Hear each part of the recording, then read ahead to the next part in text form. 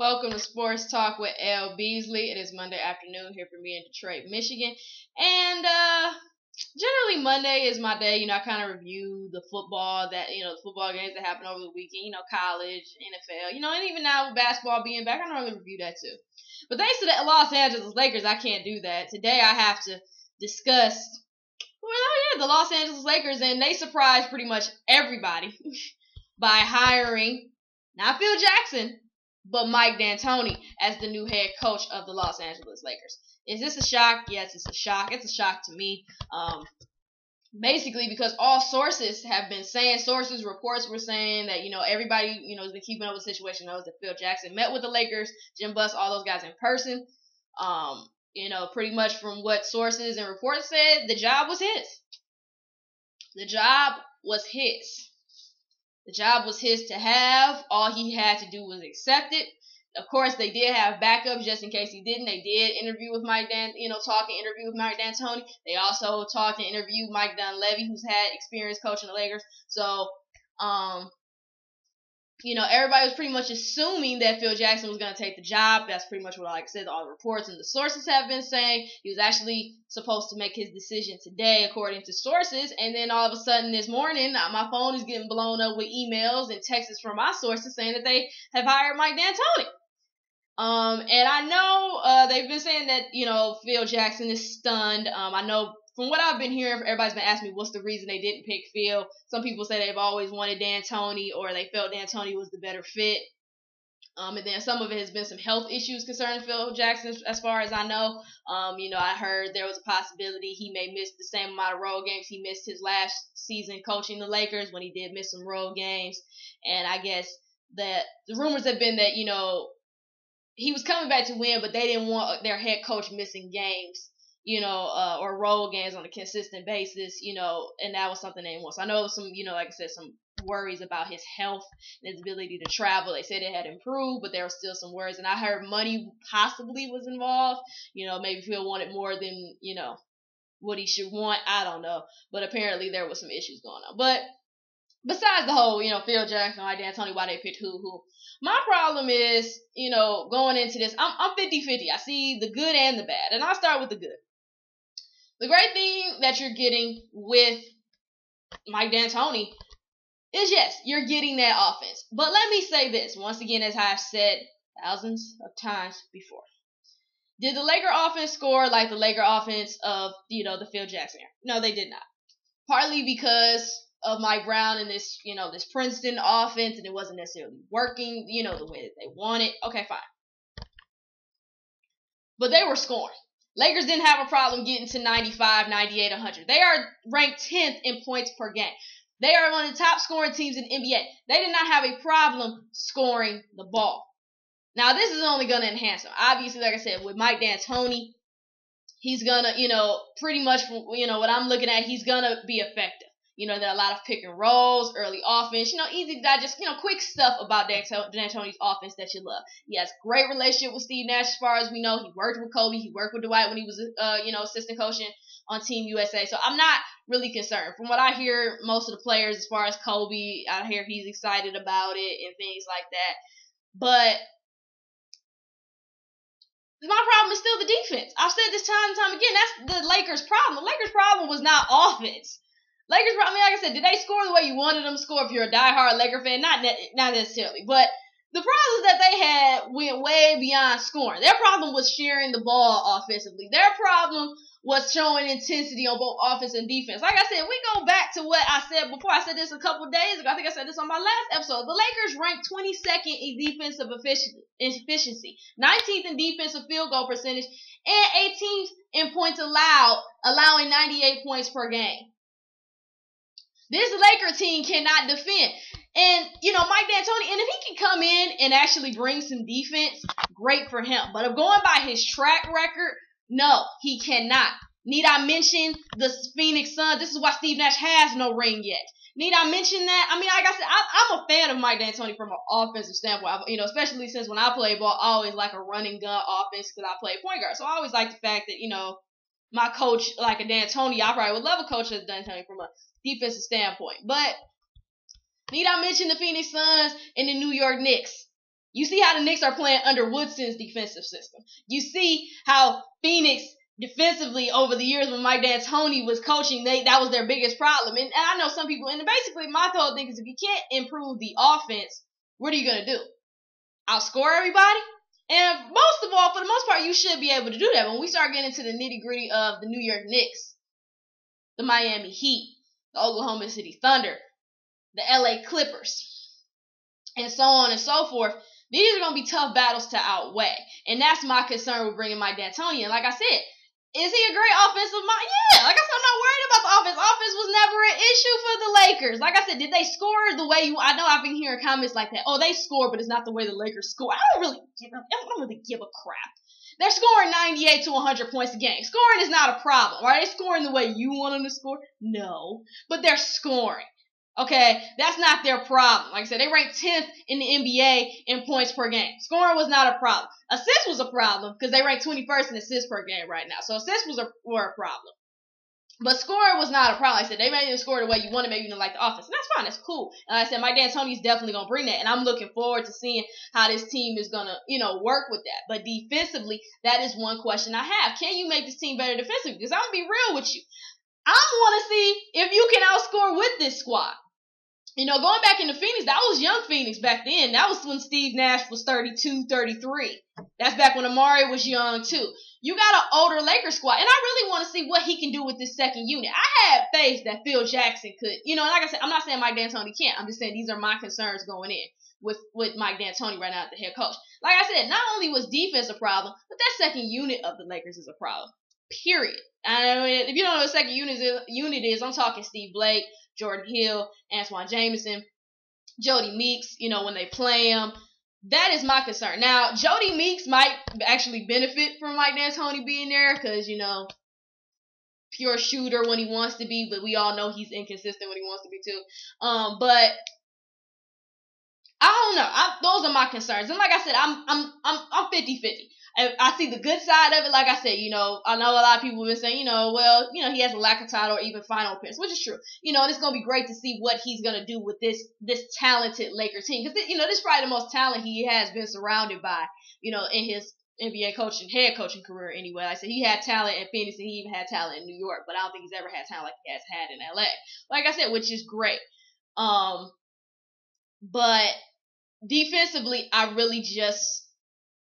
don't know if I trust him to make the necessary tweaks to that second unit. I don't know if I trust him to initiate defense. I'm just speaking about what I know in his track record. Like I said, was Phil Jackson a defensive guru? No, not at all. He wasn't a defensive guru, but he knew what to do. He knew the strategies to make his old team play defense well. He knew what to do when the time came and they knew they couldn't outscore everybody. He knew what he had to do. And like I said, going into this season, like I said, okay, well, they're going to outscore everybody. Okay, that's fine. But there are some teams who can stay right up there with the Lakers in the NBA who can, match them for scoring. Like I said, the Miami Heat can match them for scoring. As of right now, the way the Knicks are playing, the Knicks can match them for scoring. You know what I mean? Their rival, the LA Clippers, can match them for scoring. Oklahoma City can match them for scoring. There are some teams out here who can match them for scoring. And I don't know if you're going to be able to outscore everybody. And like I said, this is an older team. This is not young running gun. This is an older Laker team. Yes, Steve Nash is going to be doing his own thing. But like I said, my concern is, like I said, the defense. I'm sorry. Defense is one of my concerns. Like I said, just because Mike D'Antoni is not known for it. As I've said so many times before, defense was the issue of the Los Angeles Lakers, not the offense. Like I said, whether you liked the Princeton, whether you didn't really care much for the Princeton, whatever your reasoning was behind the Princeton, that was not the problem. Like I said, I will say again, the Lakers, at least as of like a couple days ago, ranked 22nd in defensive efficiency. They were 19th in defensive field goal percentage and 18th in the points allowed in a points per game. So, like I said, offense is not a problem. Rebound is not a problem. They rank 4th rebounds per game. They rank 10th in points per game. That's not a problem. They had a problem sharing the ball. They had a problem stopping others from scoring the ball. And like I said, this offense should help. And like I said, I'm definitely looking forward to seeing the offense. But if that defense doesn't improve, I don't see how they're going to win. If that defense doesn't improve and that second unit doesn't improve, I don't see how the Lakers are going to be successful. I really don't. Like I said, I'm looking forward to, like I said, the triangle offense, it's going to be a triangle offense with a benefit to, Kobe Bryant and Paul Gasol. But it wasn't as conductive, for the rest of the players on the roster. So, like I said, now with with Mike D'Antoni coming, like I said, obviously this is going to be the Steve Nash offense we've seen time and time again. And like I said, I'm fine with the offense, what Mike D'Antoni does. So I trust him offensively. That's never been his problem. But defensive wise, I just have my issues. And, and as far as Mike D'Antoni, he had knee surgery at the beginning of November. It hasn't yet been cleared to travel, for those who are wondering. So it'll be a couple days before he comes in. But, further along, there's a possibility that Bickerstaff will remain the interim head coach even after D'Antoni's introductory news conference. So right now, D'Antoni will not be coaching.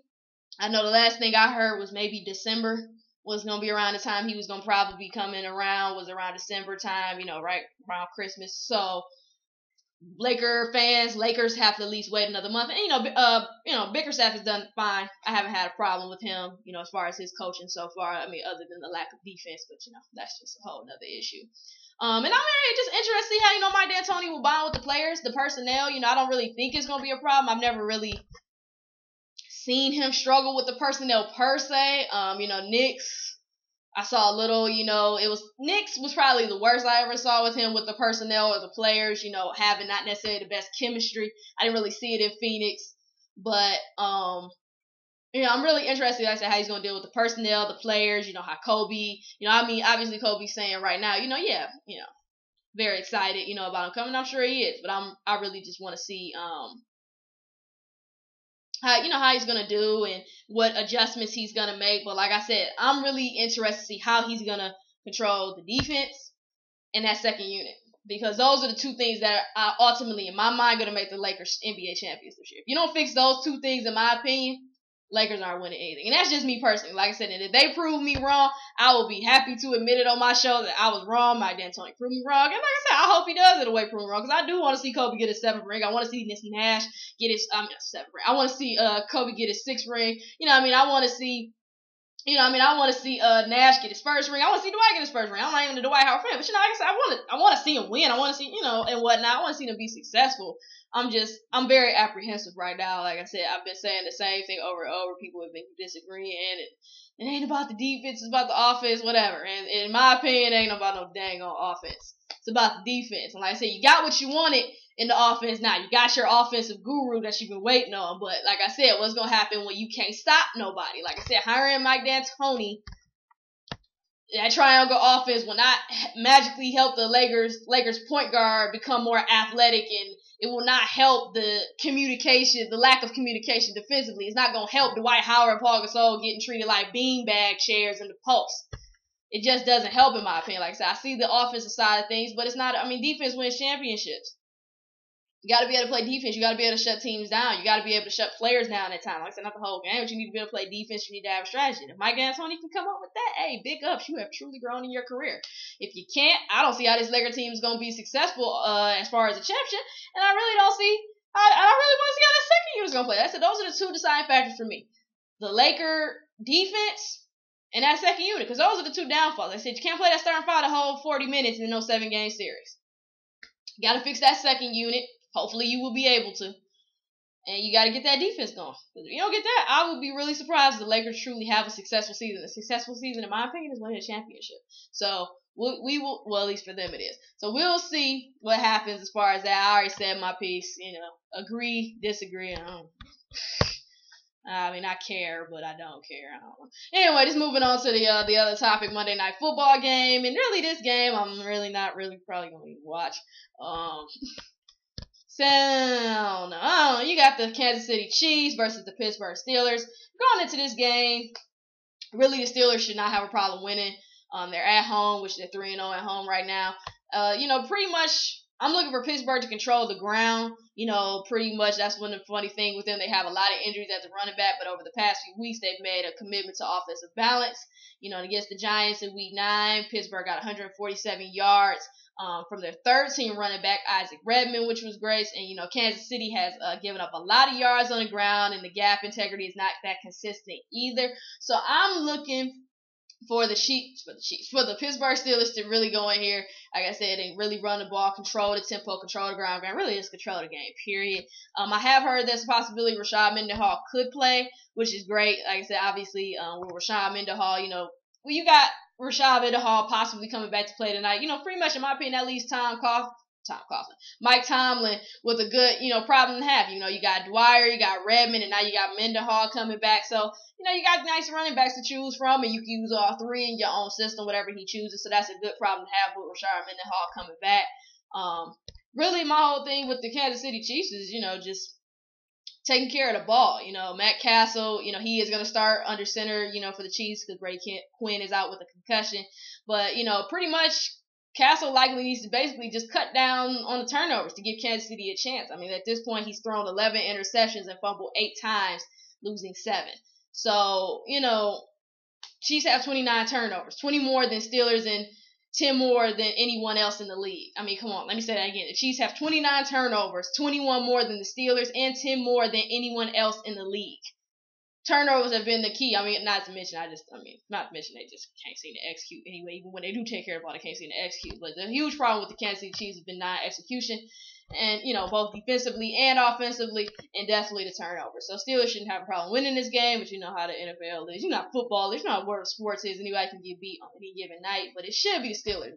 The Steelers should win this game. So those are my thoughts today. Let me tell you guys now, I will not be doing a show tomorrow. Got some business to handle, so I won't be doing a show tomorrow. So, sorry guys, you'll see me Wednesday. I mean, unless something like huge comes up where I just have to discuss it, which this might answer only things enough, so better not be nothing else to happen. But anyway, like I said, I will not be doing a show tomorrow. You'll see me again on Wednesday. But once again, thank you for tuning in. Hope you enjoyed the show. Be sure to let me know what you think. Agree, disagree. Y'all keep the comments coming every time. The disagreements, the agreements. So let me know what you think of the show, what you thought of my comments and everything like that. If you have a topic you want me to discuss that I have not discussed, a player, a coach, team, whatever sport it is, be sure to let me know. All my contact information is on the credits at the end. If you want to be a guest on my show, or if you want me to be a guest on your show, be sure to let me know. All my contact information is on the credits at the end. Be sure to contact me and let me know that. Go check out MoneyballSportswear.com. They're a huge supporter of me, L-Beasley, and of my show, Sports Talk with L-Beasley. So go check out their site. If you love Nike, you love Under Armour, you're going to love Moneyball even more. So go check out MoneyballSportswear.com. The only way to ball is Moneyball. Once again, thank you for tuning in. I appreciate the support. I'm getting more and more subscribers every day. So just keep the love coming. Keep the support going. Like I say, just appreciate each and every one of you for tuning in. Once again, there will be no show tomorrow, which is Tuesday. No show for Sports Talk with L-Beasley tomorrow, but you will see me again on Wednesday. Have a good day, and I don't know if you're a Laker fan. I don't know. Be excited, but pray. I don't know. See you guys on Wednesday.